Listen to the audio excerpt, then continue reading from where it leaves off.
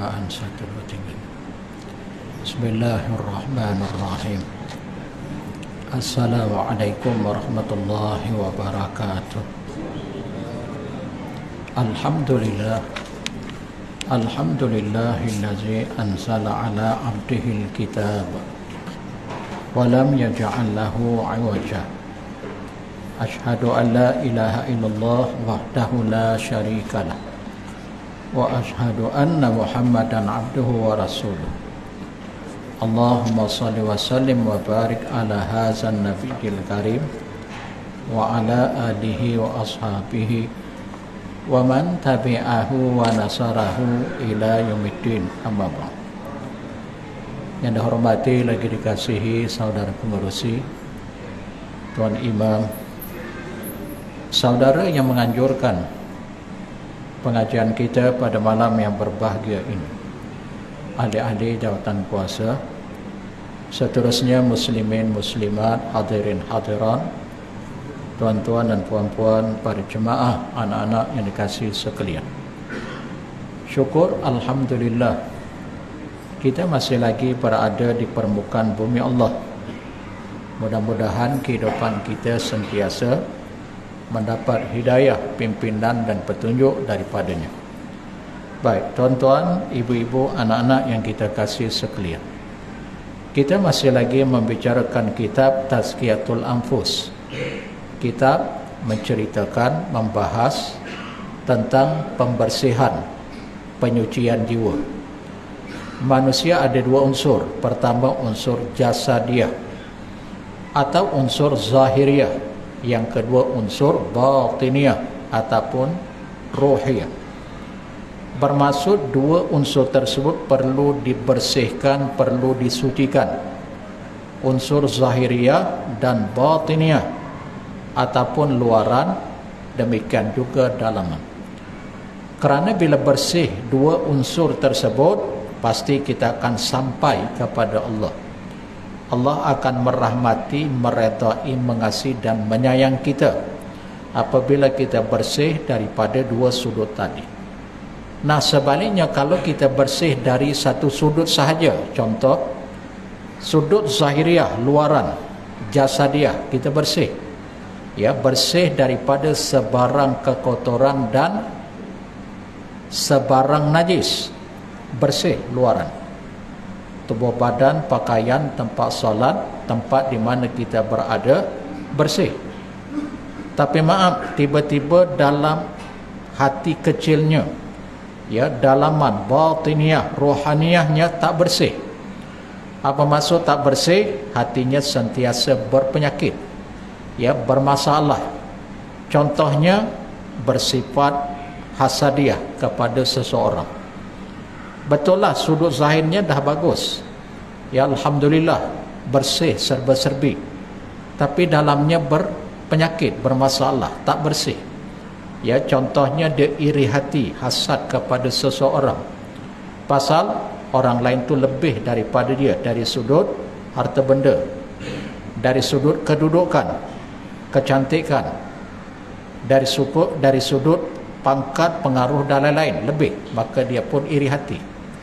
Kan, bermaksud hatinya tak bersih, atau bersifat, ia sifat takaburiyah, ya, bersifat membesarkan, membanggakan akan dirinya, maka dalamannya tak bersih, atau bersifat dengan tamak haloba, ya, kepada harta benda, wang ringgit, kedudukan, pangkat dan lain-lain.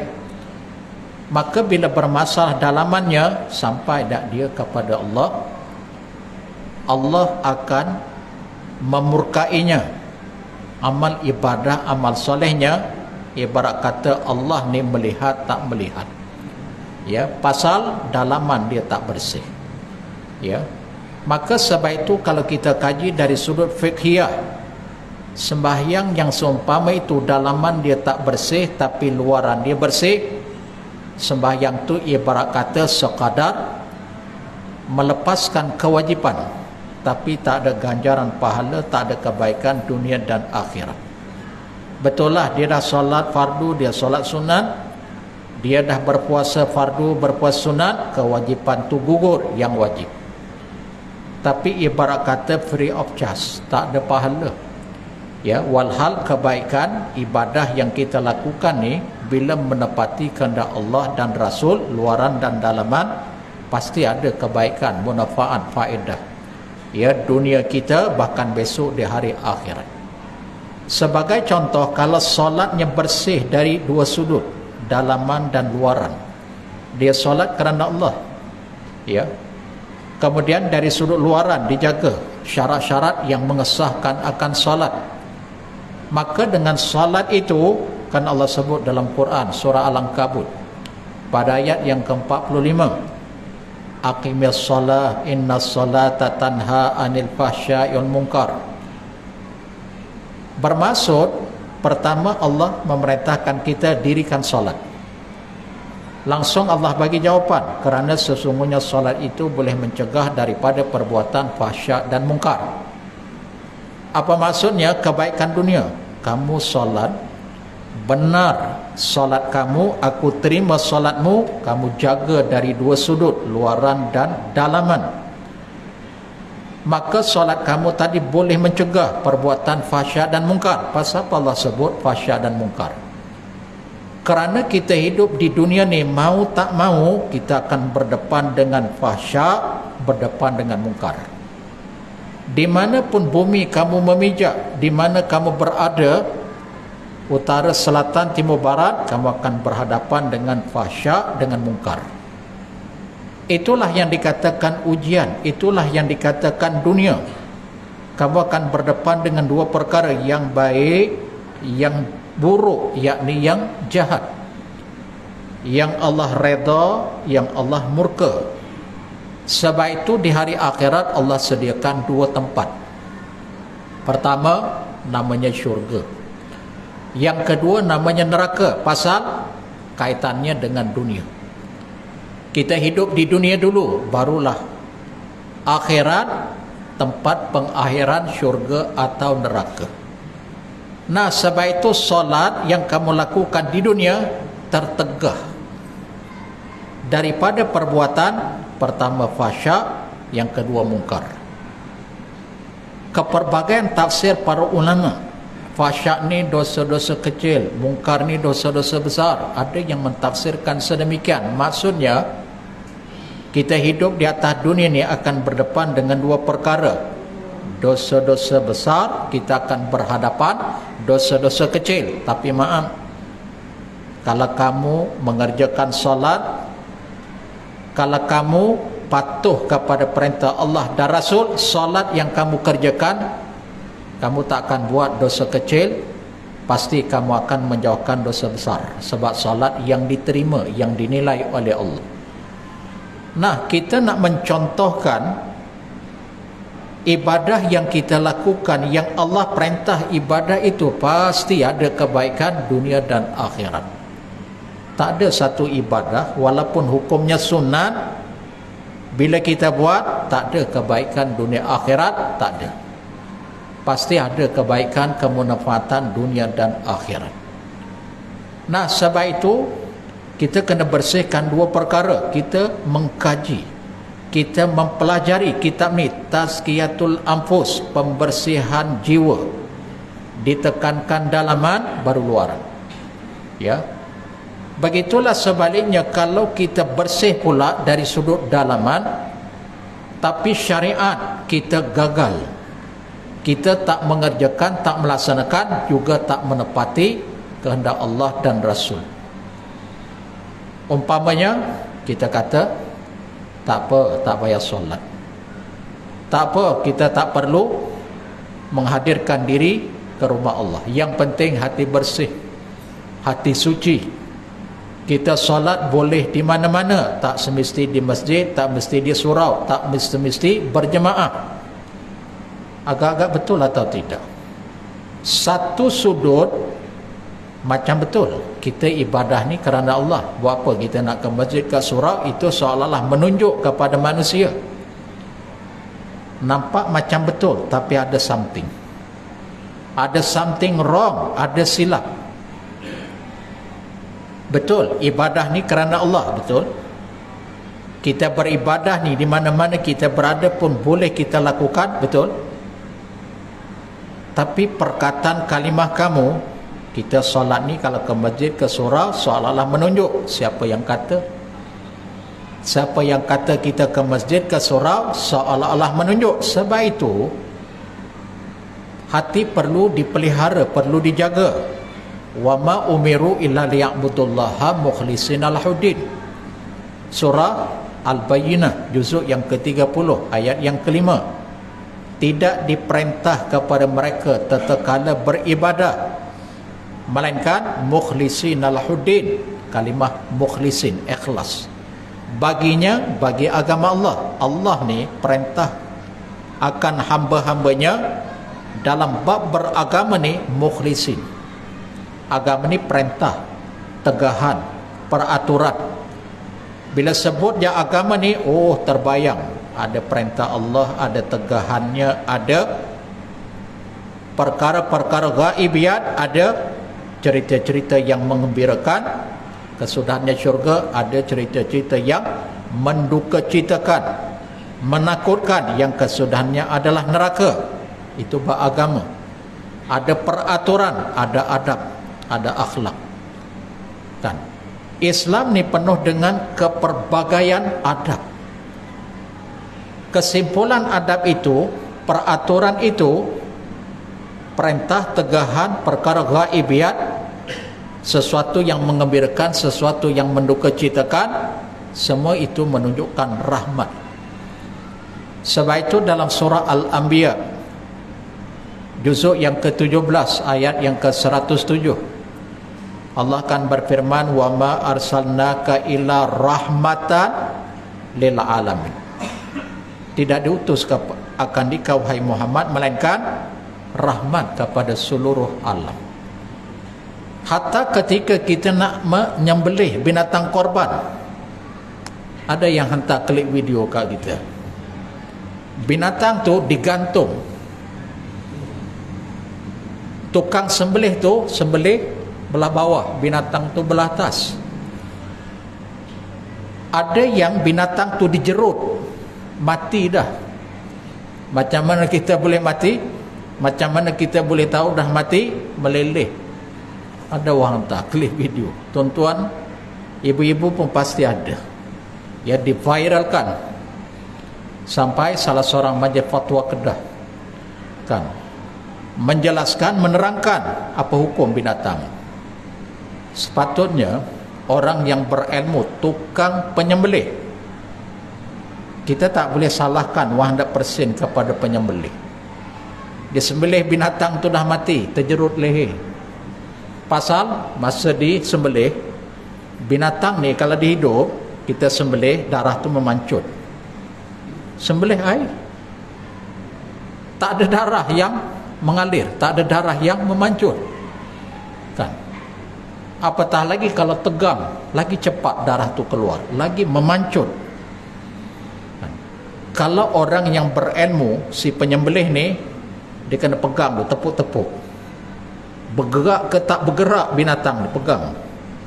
Kalau binatang tu nyadin, walaupun matanya terbuka, mata terbuka, itu bukan menjadi dalil binatang ni masih hidup.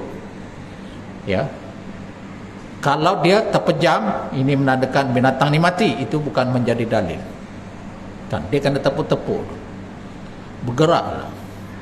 Sebab itu bila kita baca dalam hadis, Nabi menyembelih binatang yang berikat hanya unta sahaja. Unta disembelih dalam keadaan berdiri, kakinya terikat. Kaki unta ada 4, 1 terikat, 3 terlepas dalam keadaan berdiri.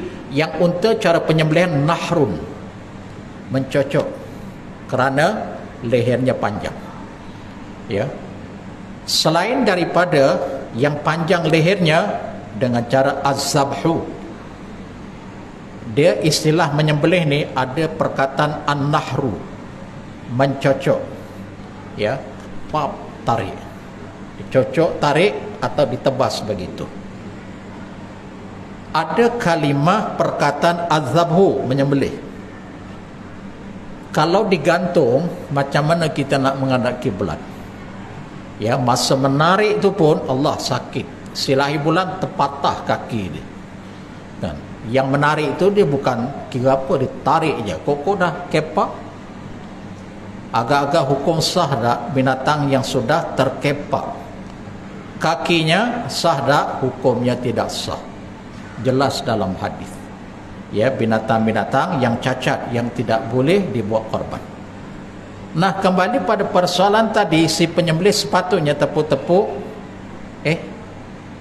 Cuba lepaskan sikit, tali ni bergerak dah. Maaf, nampaknya binatang ni dah mati. Bila dah mati, maaf, saya tak boleh sembelih. Pasal kalau saya sembelih sekalipun, binatang ni tak boleh dimakan, dan hukum binatang ni pun tak boleh dijadikan korban. Itu kalau orang yang berilmu, tepuk-tepuk dulu. Dah mati, maaf, saya nak bagi tahu. Pertama, binatang ni dah mati. Yang kedua, siapa pun tak boleh sembelih. Sebab siapa yang sembelih, siapa yang makan, hukumnya bangkai. Ya, boleh faham? Bermaksud kita nak fokus tadi, Islam penuh dengan peraturan, penuh dengan adab, penuh dengan rahmat, kasih sayang. Ya. Sebab itu dalam hadis kan Nabi sebut, innallaha katabal ihsana ala kulli syai'. Innallaha katabal ihsana ala kulli syai'. Sesungguhnya Allah telah memfardukan, telah memerintahkan al-ihsan, perbuatan ihsan ala kulli syai'. The all everything. Allah memerintahkan kita ni berlaku ihsan kepada setiap sesuatu. Apa maksud sesuatu? Dikhitab kepada manusia pun ya, dikhitab kepada, ditujukan, khitab tu ditujukan kepada manusia pun ya, ihsan. Kepada haiwan binatang pun ya. Sampai begitu Islam halus. Dalam kitab Al-Fiqh Al-Islami wa Adillah, kitab fiqh yang dikarang oleh almarhum Dr. Wahbah Az-Zuhaili,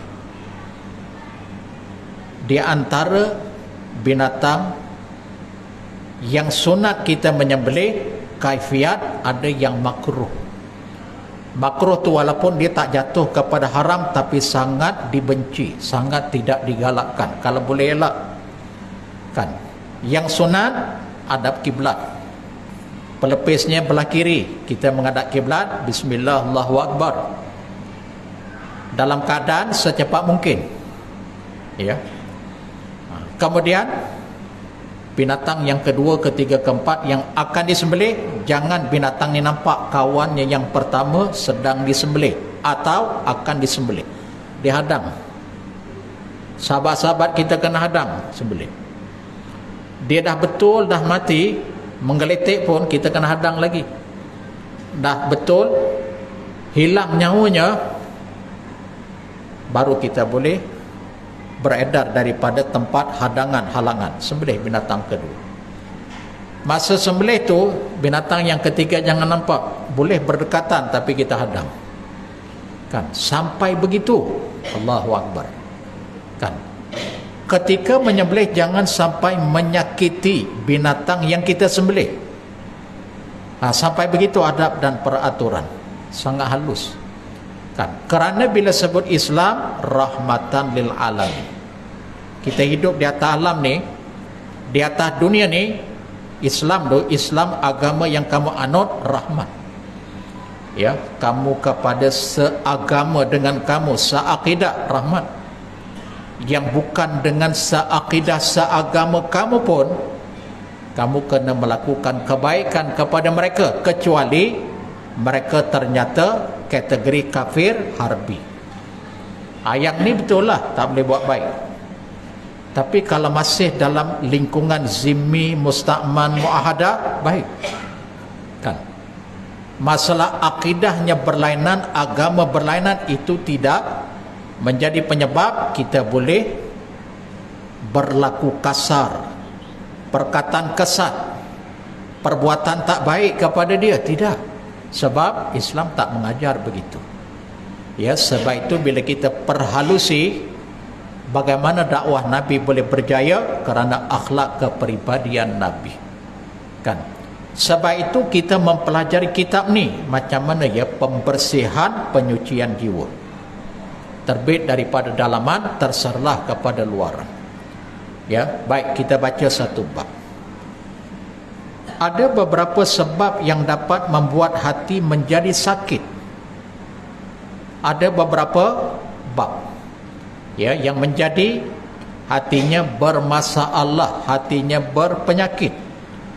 Maka kewajipan seseorang muslim adalah mengetahui sebab-sebab tersebut dan berusaha untuk menjauhi dan meninggalkannya. Di antara perkara yang paling pokok, yang paling utama menjadi penyebab hati kamu berpenyakit, yang pertama sekali syirik, menyekutukan Allah. Ya, menyekutukan Allah yang pertama, kemudian yang kedua nifak. Syirik bab lain, nifak bab lain. Tapi nak ceritanya syirik pun menjadi hati berpenyakit, demikian juga nifak. Nifak ni hipokrit, bahasa moden. Berpura-pura.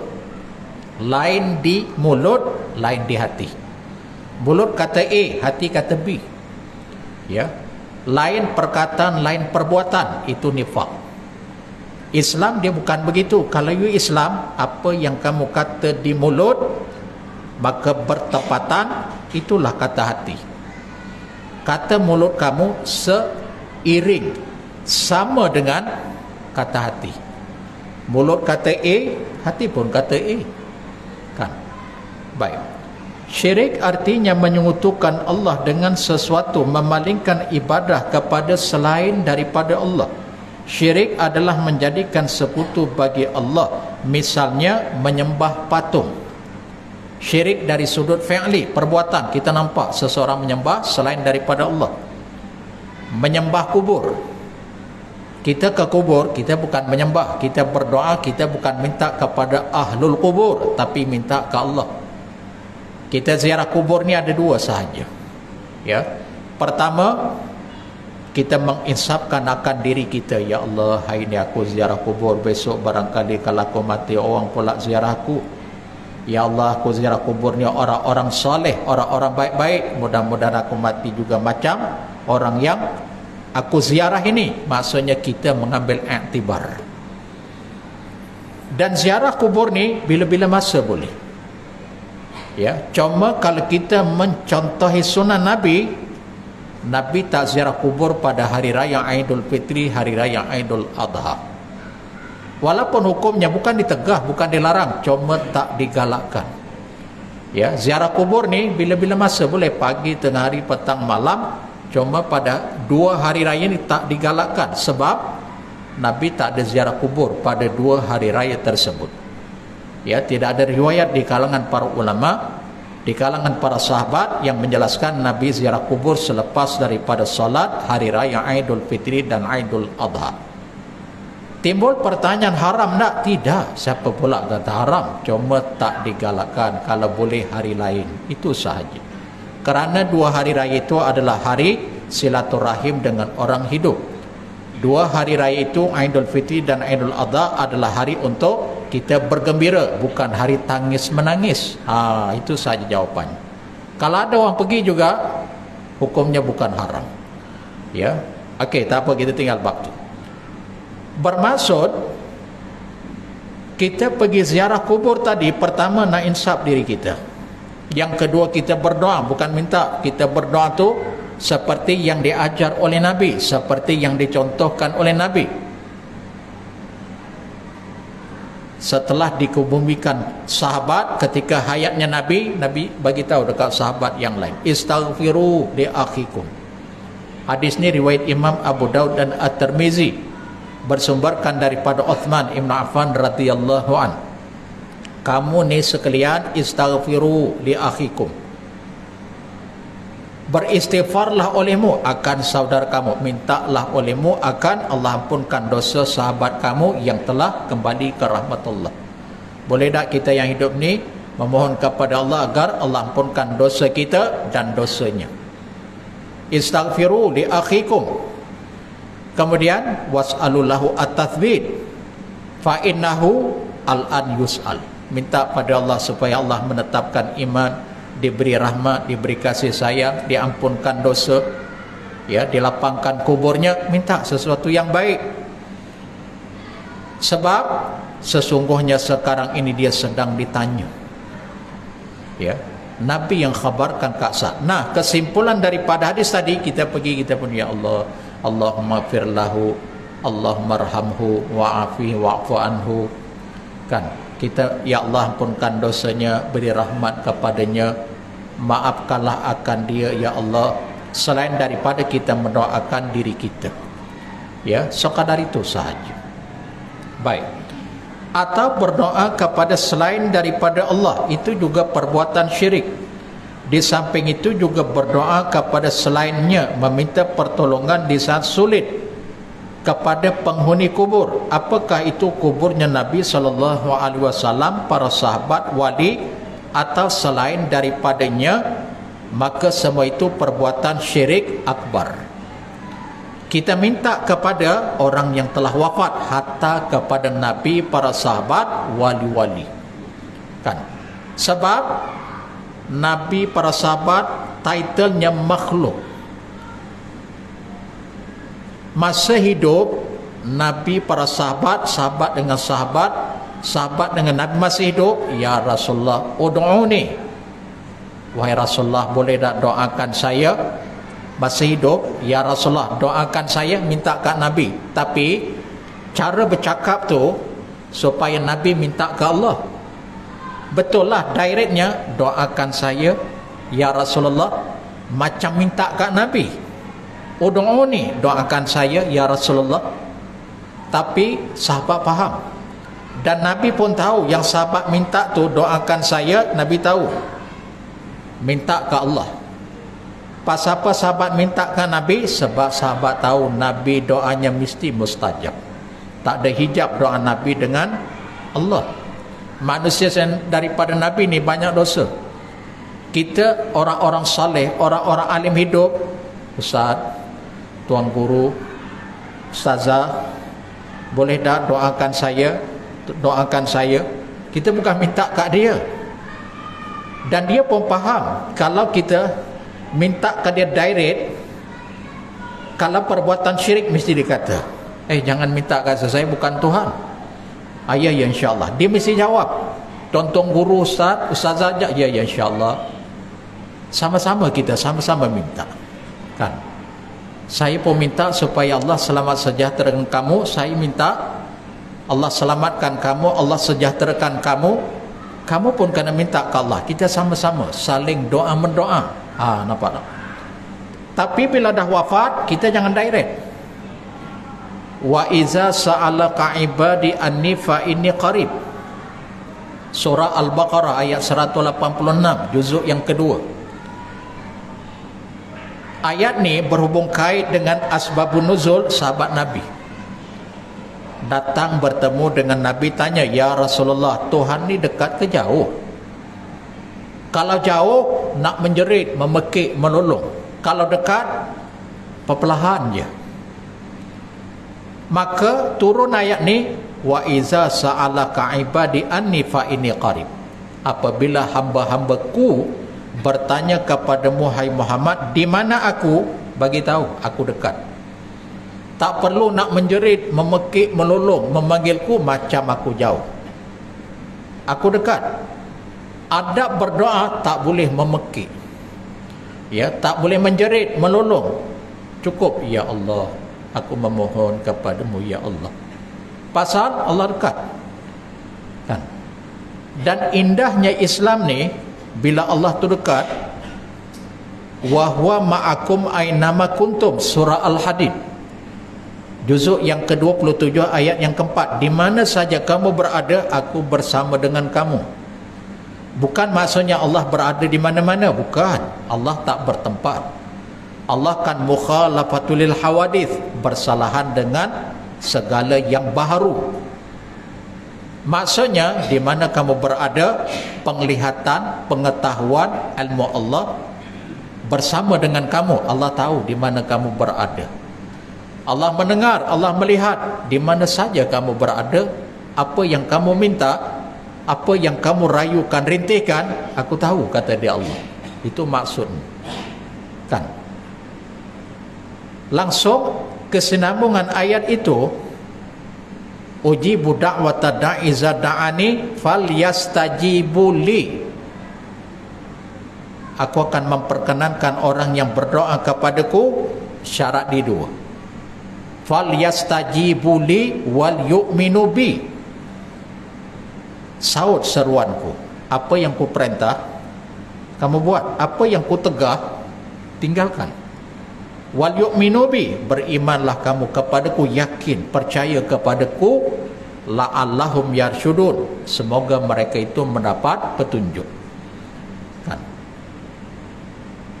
Nah, bermaksud bila Allah tu dekat, bila Allah hampir dengan kita dan kita berdoa hanya kat dia. Surah Al-Fatihah, setiap kali kita salat, setiap rakaat kita akan baca ayat yang kelima, iyyaka na'budu wa iyyaka nasta'in. Akan dikau ya Allah kami beribadah, akan dikau ya Allah kami memohon pertolongan. Ya, akan dikau ya Allah kami beribadah, akan dikau kami memohon pertolongan. Kan? Bermaksud tanda hati yang berpenyakit, yang pertama dia mensyirikkan Allah. Ya. Adapun syirik itu banyak, keperbagaian. Ada syirik besar, ada syirik kecil. Syirik akbar, syirik asghar. Adapun syirik kecil, syirik dalam masalah rububiyah, uluhiyah, maupun syirik dari sudut al-asma wa sifat. Itu syirik akbar. Ya, uluhiyah, rububiyah, al-asma wa sifat. Ya, dari sudut permohonan, dari sudut penyembahan, dari sudut menyamakan sifat dan nama Allah. Kita bila sebut Allah ni, dia mesti berlainan dengan makhluk. Walaupun dari sudut logawiyah macam ada persamaan. Contoh, Ahmad melihat, Allah pun melihat. Akan sama, Ahmad melihat, Allah melihat. Perkataan melihat sama, cuma bila dinisbah kat manusia pasti ada kelemahan, pasti ada kekurangan. Ahmad melihat, Allah melihat. Bila sebut Allah, itu yang bersalahan dengan segala makhluk, dengan segala yang baru. Allah melihat, oh tak sama macam Ahmad melihat. Penglihatan Allah tak terbatas, tidak ada hadnya. Bagaimana Allah melihat? Wallahu ta'ala a'lam. Tak diperintah kita mengkaji, menyelidiki sampai ke yang wajib kita imani, kita yakini. Allah melihat, penglihatan Allah tidak terbatas. Innahu ya'lamul jahra wa ma yakhfa. Penglihatan Allah demikian juga pengetahuannya, dia mengetahui yang zahir, mengetahui yang batin, jahar, yang luaran dia tahu. Begitu juga wa ya'lamus sir, yang tersembunyi, kata-kata hati manusia yang tidak dizahirkan, semua Allah tahu. Sama sebutan, lain dari sudut maknanya. Sebutan sama. Si Ali pemurah, Allah juga pemurah, sama tapi tak serupa. Ya. Baik, kemudian syirik dari sudut asghar, tadi akbar, kelihatan jelas. Syirik asghar, orang yang bersifat dengan sifat riya. Ya, sifat riya adalah syirik asghar. Bila dia beramal, beribadah bukan kerana Allah, selain daripada Allah, syirik. Syirik kecil, cuma dia tidak membatalkan iman dan akidah seperti mana syirik akbar tadi.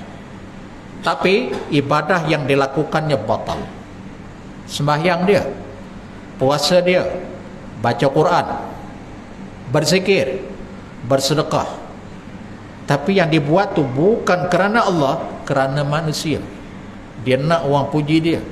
Aku ni ahli solat, ahli qura, ahli baca Quran, ahli beramal, orang dermawan. Dia nak orang puji dia, bukan kerana Allah. Kan? Maka perbuatan itu syirik. Itu yang Nabi sebut dalam hadis. Akhwafu ma akhafu alaikum asyirkul asghar. Aku bimbang, aku takut, kata dia Nabi. Apa yang paling aku takut berlaku di kalangan kamu? Asyirkul asghar, syirik kecil. Lalu para sahabat tanya, apa dia syirik kecil ya Rasulullah? Wahwa ar-riya. Itulah dia riya. Ya. Walaupun dia tidak membatalkan akidah iman, tapi berbahaya. Apa bahaya dia? Free of charge. Ibadah yang kamu lakukan berpenak lelah, di sisi Allah kosong. Sifir, zero. Kan bahasa Arab sebut sifir itu kosong. Ya, tu yang Allah sebut dalam Quran, faja'alnahu haba'an manthura. Besok di hari akhirat dia nak ambil kebaikan, dia nak ambil pahala. Tengok kata dia Allah, faja'alnahu, kami jadikan akannya haba'an manthura, ibarat macam hama-hama. Ibarat macam hama-hama yang berterbangan di awal. Itulah kebaikan kamu. Kan? Pasal Allah dah membatalkan, sebab ibadah bukan kerananya. Baik.